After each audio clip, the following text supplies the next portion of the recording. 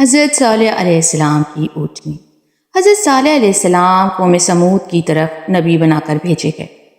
آپ نے جب قوم سمود کو خدا کا فرمان سنا کر ایمان کی دعوت دی تو اس سرکش قوم نے آپ سے یہ معجزہ طلب کیا کہ آپ اس پہاڑ کی چٹان سے ایک گابن اونٹنی نکال کر دکھائیں جو خوب فربہ بھی اور ہر قسم کے ایک عیب اور نقص سے پاک ہو۔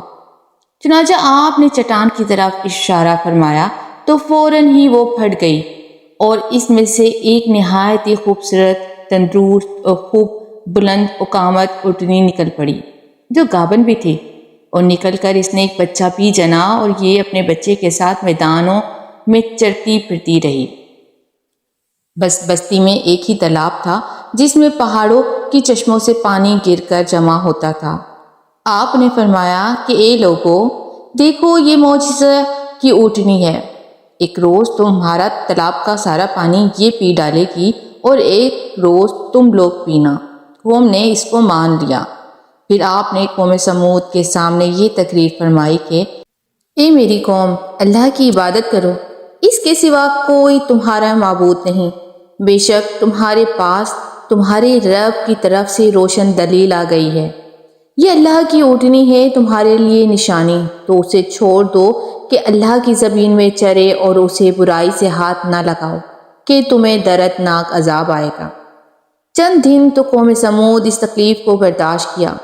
ایک دن ان کو پانی نہیں ملتا تھا کیونکہ اس دن تالاب کا سارا پانی اونٹنی پی جاتی تھی۔ اس لیے ان لوگوں نے طے کر لیا کہ اس اونٹنی کو قتل کر ڈالا جائے۔ چنانچہ اس قوم میں قدار بن سالف جو سرخ رنگ کا بھوری آنکھوں والا اور پست طاقت آدمی تھا اور ایک زناکار عورت کا لڑکا تھا، ساری قوم کے حکم سے اس اونٹنی کو قتل کرنے کے لیے تیار ہو گئے۔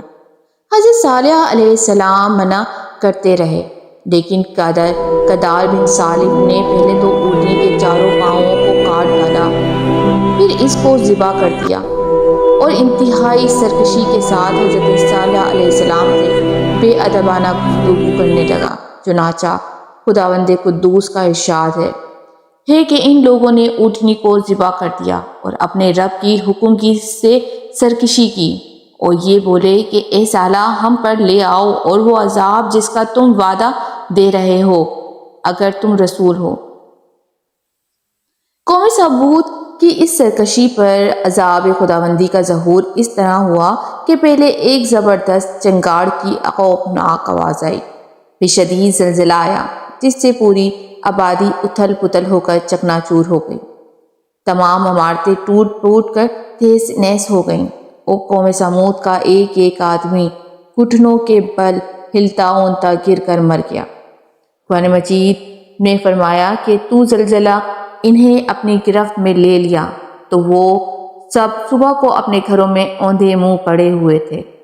حضرت صالح علیہ السلام نے جب دیکھا کہ پوری بستی زلزلوں کے جھٹکوں سے تباہ و برباد ہو کر اینٹ پتھروں کا ڈھیر بن گئی اور پوری قوم ہلاک ہو گئی تو آپ کو بڑا صدمہ اور رنج ہوا، اور آپ کو قوم سمود اور ان کی بستی کے ویرانوں سے اس قدر نفرت ہو گئی کہ آپ نے ان لوگوں کی طرف سے منہ پھیر لیا اور اس بستی کو چھوڑ کر دوسری جگہ تشریف لے گئے، اور چلتے وقت مردہ لاشوں سے یہ فرما کر روانہ ہو گئے کہ اے میری قوم، بے شک میں نے تمہیں اپنے رب کو پیغام پہنچا دیا تھا اور تمہارا خیر خواہی کرتا رہا، لیکن تم خیر خواہوں کو پسند نہیں کرتے۔ خلاصہ کلام یہ ہے کہ قوم سمود کی بستی برباد و ویران ہو کر کھنڈر بن گئی اور پوری قوم فنا ہو کر گھاٹ اتر گئی۔ آج ان کی نسل کا کوئی روئے زمین پر باقی نہیں رہا۔